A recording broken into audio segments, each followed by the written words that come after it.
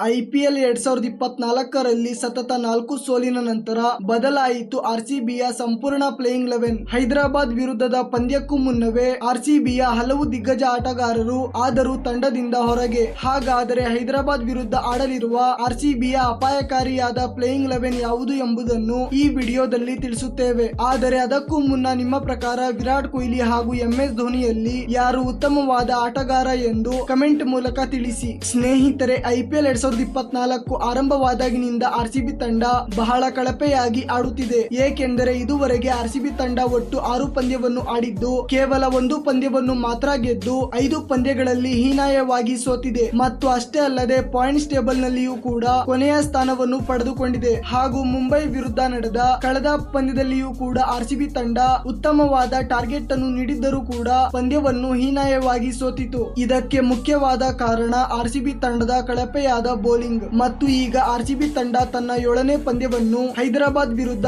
April 15ರಂದು Chinnaswamy ಸ್ಟೇಡಿಯಂನಲ್ಲಿ ಆಡಲಿದೆ. ಹಾಗೂ Sunrise Hyderabad ತಂಡದ ಬಗ್ಗೆ ಮಾತನಾಡಿದರೆ ಇದುವರೆಗೆ ಹೈದರಾಬಾದ್ ತಂಡ ಬಹಳ ಉತ್ತಮವಾದ ಪ್ರದರ್ಶನವನ್ನು ನೀಡಿದೆ ಮತ್ತು ಆಡಿರುವ 5 ಪಂದ್ಯಗಳಲ್ಲಿ 3 ಪಂದ್ಯವನ್ನು ಗೆದ್ದುಕೊಂಡಿದೆ. ಹಾಗೂ ಆರ್ಸಿಬಿ ಮತ್ತು ಹೈದರಾಬಾದ್ ನಡುವೆ ನಡೆಯಲಿರುವ ಪಂದ್ಯದಲ್ಲಿಯೂ ಕೂಡ ಹೈದರಾಬಾದ್ ತಂಡ ಗೆಲ್ಲುವ ಸಾಧ್ಯತೆ ತುಂಬಾ ಹೆಚ್ಚಿದೆ. ಮತ್ತು ಈ ಪಂದ್ಯಕ್ಕೂ ಮುನ್ನವೇ ಆರ್ಸಿಬಿ ತಂಡದಲ್ಲಿ ದೊಡ್ಡ ಬದಲಾವಣೆಗಳಾಗುತ್ತಾ ಕಾಣಿಸಿಕೊಳ್ಳಲಿದೆ. ಹೌದು ಸ್ನೇಹಿತರೆ, ಮೊದಲಿಗೆ ಆರ್ಸಿಬಿಯ ಪ್ಲೇಯಿಂಗ್ 11 ನಲ್ಲಿ ಲಾಕಿ ಫರ್ಗೂಸನ್ ಅವರಿಗೆ ಅವಕಾಶ ನೀಡಲಾಗುವುದು. ಇದರಿಂದ ಆರ್ಸಿಬಿಯ ಬೌಲಿಂಗ್ ಇನ್ನಷ್ಟು ಬಲಿಷ್ಠವಾಗುತ್ತೆ. ಹಾಗೂ ಆರ್ಸಿಬಿಯ ಪ್ಲೇಯಿಂಗ್ 11 ನಲ್ಲಿ ಮತ್ತೊಮ್ಮೆ ಯಶ್ ದಯಾಲ್ ಅವರಿಗೆ ಅವಕಾಶ ನೀಡಲಾಗುವುದು. ಹೈದರಾಬಾದ್ ವಿರುದ್ಧ ನಡೆಯಲಿರುವ ಪಂದ್ಯಕ್ಕಾಗಿ ಆರ್ಸಿಬಿಯ ಪ್ಲೇಯಿಂಗ್ 11 ಬಗ್ಗೆ ಮಾತನಾಡಿದರೆ ಈ ಪ್ಲೇಯಿಂಗ್ 11 ನಲ್ಲಿ Virat Kohli, Faf du Plessis, Rajat Patidar, Will Jacks, Glenn Maxwell, Dinesh Karthik, Mahipal Lomror, Lockie Ferguson, Yash Dayal, Mohammed Siraj ಹಾಗೂ ಆಕಾಶ್ ದೀಪ್ ಅವರು ಅವಕಾಶ ಪಡೆದುಕೊಂಡಿದ್ದಾರೆ.